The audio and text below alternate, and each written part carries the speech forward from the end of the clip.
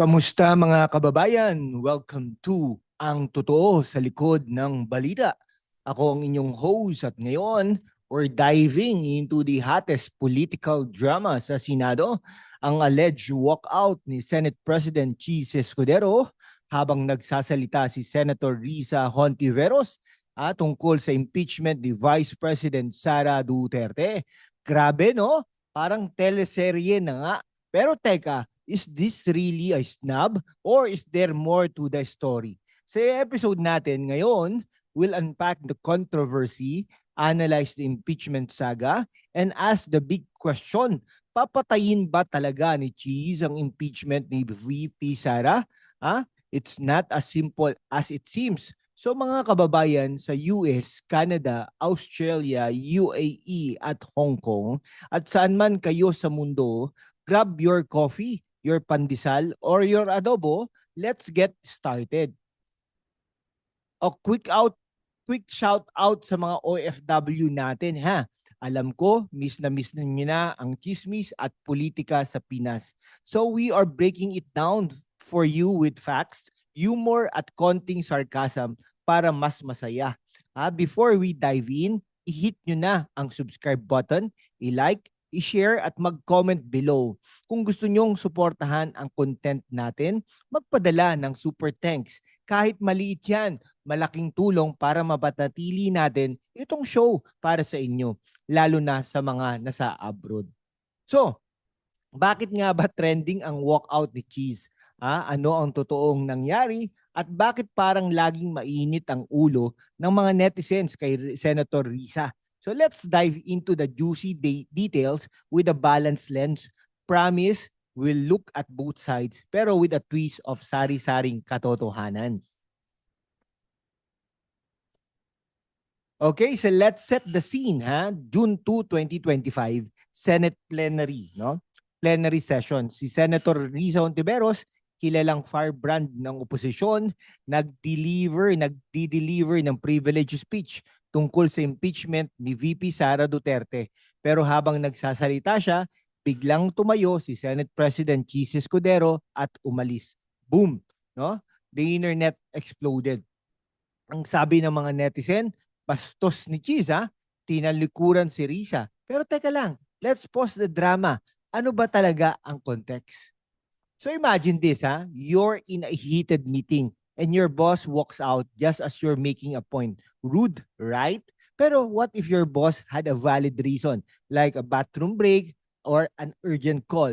The viral clip of Cheese walking out went super viral. Hundreds of thousands of views sa X. Pero here's the thing.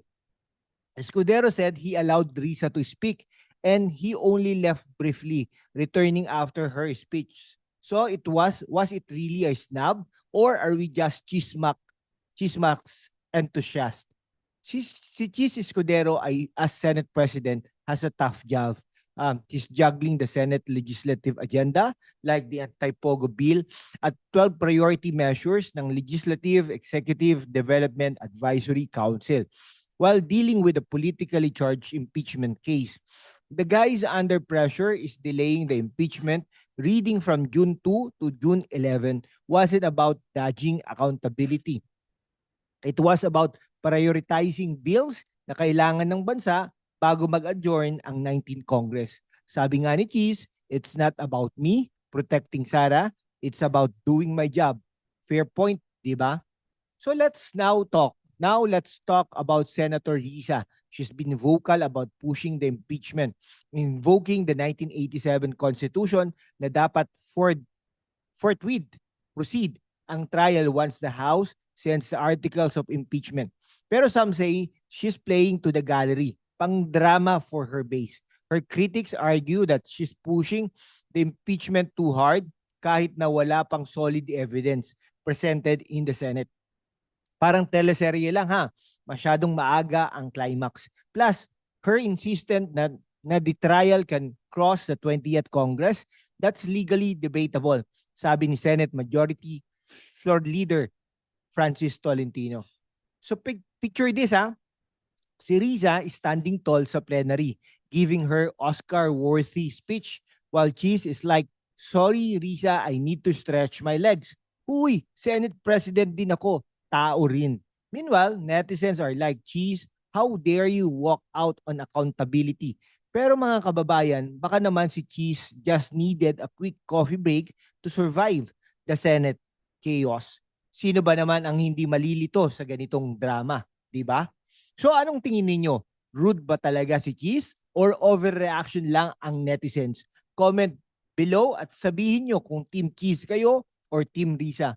Don't forget to hit that subscribe button and share this sa mga kaibigan nyo sa US, Canada at UAE. So, now let's zoom out ha. Bakit nga ba impeach si VP Sara Duterte? The House of Representatives dropped a bomb on February 5, 2025 with 215 lawmakers, more than two-thirds, voting to impeach her. Ang mga dahilan, culpable violation of the Constitution, betrayal of public trust, graft and corruption, and other high crimes. Heavy stuff, di ba? Pero let's break it down. Ano ang basis nito at bakit parang laging si Cheese ang nasisisi? Isang araw sa House, nagtipon ang mga kongresista.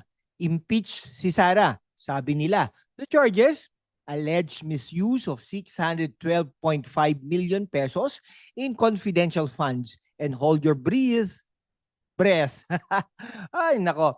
I suppose conspiracy to assassinate President Marcos, First Lady Lisa, and Speaker Martin Romualdez.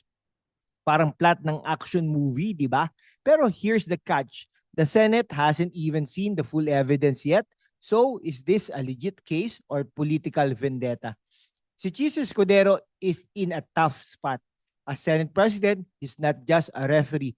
He's got to keep the Senate running smoothly. Delaying the impeachment to June 11 was strategic. Hindi siya takot kay Sara, as some claim. He's prioritizing the Senate's legislative duties over a trial that might not even finish before the 19th Congress ends on June 30. Plus, Escudero's been clear. The Senate will vote on June 11 whether to convene as an impeachment court. Fair and square, di ba? He's not killing the impeachment. He's just making sure na hindi magkagulo ang proseso. Si Risa on the other hand, is pushing hard for the trial to start ASAP. She says it's a constitutional duty and that delays are obstructions dressed as protocol. Pero teka ha, Senator Risa, isn't it also your duty to respect the Senate's schedule? Respeto lang, Risa Hontiveros. Some say her aggressive stance is more about scoring political points than upholding justice. Sabi nga ng critics, Risa, chill ka lang. Huwag masyadong atat. Atat na atat kayo sa mga posisyon. Halatang halata kayo, sister. Her claim that the trial can cross to the 20th Congress also contradicts Senator Tolentino's view na it's ultra virus beyond the Senate's power. So who's right? Tingin natin, ang tama dyan ay si Senator Francis Tolentino. Imagine ha, si VP Sara sa Senate ready for her bloodbath trial as she called it. Bring it on, sabi niya. Pero si Risa, parang direktor ng teleserye. No, no, no, no. We need to start now. Samantala, si Cheese naman parang cool tito. Guys, kalmahan lang. May bills pa tayong kailangang tapusin. Huy, Senate, parang reality show na kayo ha. Sa mga OFW natin sa US, Canada at UK, this drama might remind you of political gridlock abroad, like in the US where impeachment trials can drag on. The Philippine Senate is also navigating a tight timeline. Cheese delay might seem like a dodge, but it is not uncommon in parliamentary systems na prioritize legislative work over trials. So mga kababayan, ano ang take nyo? Kung curious kayo sa full details ng impeachment charges, check out our previous video, link in the description. And hey, mga OFW sa Saudi, Japan at Australia, mag-super thanks na kayo para makontinue natin itong deep dive. Like, share, at comment. Impeachment ba talaga o ang sagot? Or political na laro lang ito? Okay ha, enter Senator Bato de la Rosa, ang loyal defender ni VP Sara. On June 4, he admitted to authoring a draft Senate resolution to de facto dismiss the impeachment case, citing time constraints. Pero si Cheese, he called it a mere scrap of paper unless formally filed. So ano ang laro nito? Dito ha, is Bato saving Sara or is Cheese playing neutral, no? Picture si Bato, no? Standing tall like a Duterte warrior, drafting a resolution to kill the impeachment. Hindi na natin kailangan mag-aksaya ng oras, sabi niya. Pero si Cheese, kalmado lang. Bato, file mo muna yan officially. Walang pirma, walang saysay. Meanwhile, Risa and her allies are fuming. This is obstruction. Ang tanong, sino ang may point? Okay, no? Cheese response was textbook neutrality. He didn't endorse Bato's resolution or reject it outright. Instead, he said it's up to the plenary to decide. Smart move, Cheese. By staying above the fray, he's avoiding accusations of bias while keeping the Senate's focus on its legislative priorities. Plus, he's right. Bato's resolution isn't official yet. So why make a fuss? Escudero's playing the long game, ensuring the Senate doesn't implode over a divisive issue. Si Risa meanwhile is doubling down. She's calling Bato's move an attempt to absolve Sara without trial. Pero teka ha, isn't it premature to cry foul when the resolution hasn't even been filed? Some say Risa's rhetoric is fueling division, rallying her base but alienating senators who want a fair process. Parang siya pa ang nagpapainit ng ulo ng lahat.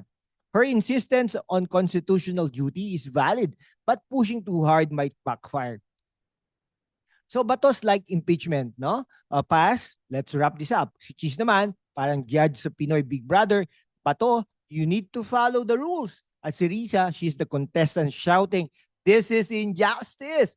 Uy, Senate, can we have less drama and more solutions? Okay, what do you think mga kababayan? Is Batos resolution a legit move or is it a desperate save for Sara?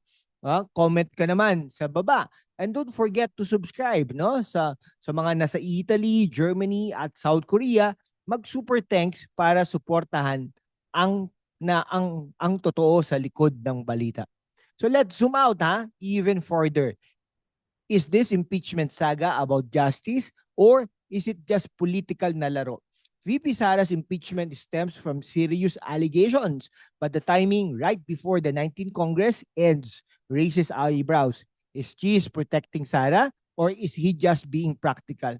At si Risa, is she fighting for accountability or pushing a political agenda? So once upon a time, in the land of Philippine politics, two forces clash. Team Sara, backed by the Duterte dynasty, and Team Opposition, led by firebrands like Risa. The prize, public opinion and political power. Pero in the middle is Cheese, the Senate President trying to keep the peace. Parang siya ang referee sa boxing match na puro suntukan. Okay Cheese Escudero's delay isn't about fear or favoritism. It's about pragmatism. With only days left before Congress adjourns, rushing the impeachment could lead to a sloppy trial. Sabi nga ni Cheese, let the plenary decide. He's not dismissing the case, he's ensuring it is done right. Plus, with the 20th Congress looming, he is leaving it to the new Senate to decide. A move that respects the process. Cheese, ikaw na nga ang MVP ng cool-headed leadership. Ay nako, si Risa's passion for accountability is admirable, but her critic says she's turning the impeachment into a spectacle by slamming Cheese delays as obstructions. She's painting him as the kontrabida without acknowledging the Senate's other lead responsibilities. Parang siyang scriptwriter ng drama. Pero wala pang ending Her push to continue the trial in the 20th Congress also risks legal challenges. As Tolentino argues, it's unconstitutional. Sa mga OFW sa Norway, Sweden at Netherlands, this might remind you of political standoffs in your host countries. Impeachment trials like in the US or South Korea often get delayed by procedural debates. Xi's approach mirrors leaders who prioritize stability over chaos. So mga kababayan, is Xi playing it safe or is he playing smart? Kung nasa Japan, France, or New Zealand kayo, share this video sa mga kaibigan nyo. Ano ang take nyo sa impeachment drama? Comment below and don't forget to hit that subscribe button. Super thanks para makontinue natin ang deep dive na ito. So where do we go from here? The Senate will decide on June 11 whether to convene as an impeachment court. Pero with the 19th Congress ending soon, the clock is ticking. Will Xi lead the Senate to a fair trial? Or will Risa push for accountability within the day? Let's look at the possible scenarios. Scenario 1, the Senate proceeds. If the Senate votes to convene on June 11, the trial starts, but it's unlikely to finish before June 30. Xi's neutral stance ensure is not seen as obstructing justice. Scenario 2, Bato's resolution passes. If Bato's de facto dismissal gains traction, the impeachment could be shelved. But Risa and her allies might take it to the Supreme Court. The 20th Congress decides if the trial carries over. Xi's hands-off approach leaves it to the new Senate, avoiding accusations of bias. So Xi is playing chess, not checkers. By delaying the trial and letting the plenary decide, he's avoiding a political minefield. Sabi nga, hindi siya takot kay Sara, hindi rin siya takot sa drama ni Risa, at lalong-lalong hindi siya takot kay Romualdez at sa House of Romualdez. His focus on legislative priorities shows he's putting the country first. Risa's insistence on rushing the trial might backfire. If the Senate can't finish by June 30, her critics will say she pushed for a trial that was doomed to fail. Parang siya ang nagdala ng popcorn pero wala pang movie. So mga kababayan the Senate's like a telenovela with no ending in sight. So si Cheese, the cool-headed director, si Risa, the passionate lead actress, at si VP Sara, the mysterious guest star, sino ang mananalo sa drama na ito? So anong prediction nyo for June 11? Comment below and let's keep the convo going sa mga taga nasa Dubai, Singapore, at Switzerland. Mag-super thanks para suportahan ang show natin. Like, share, at subscribe na rin. Sa mga kababayan, so let's wrap this up, no? The Xi-Risa walkout drama and the VP Sara impeachment saga are more than just chismis. It's a battle of principles, politics, and priorities. Si Xi Escudero, with his calm and calculated moves, is steering the Senate through a storm. Si Risa Hontiveros, with her fiery passion, is fighting for what she believes is justice. Pero sa huli, the Senate plenary will decide. And we, the Filipino people, will be watching. Okay, no? So, itong key takeaways natin. Si Chispon, Xi's delay isn't about protecting Sara. It's about balancing the Senate duties. Risa's push for accountability is valid, but her aggressive stance might alienate allies. The impeachment fate hangs on June 11 and the 20th Congress might have the final say. Sa mga OFWs natin sa US, Canada, Australia, UAE at saan man, this is why we need to stay informed. Philippine politics affects us all kahit nasa ibang bansa ka. So let's keep talking, keep questioning, and keep holding our leaders accountable. Kaya naman, i-like, i-share, at i-comment. At mag-subscribe na Special shoutout sa mga nasa Italy, Japan, at South Korea. Your super thanks keeps this show alive. Hanggang dito na lang po Hanggang sa susunod na episode ng Ang Totoo sa Likod ng Balita. Stay sharp, stay curious, at ingat kayo lagi mga kababayan. Salamat and see you next time.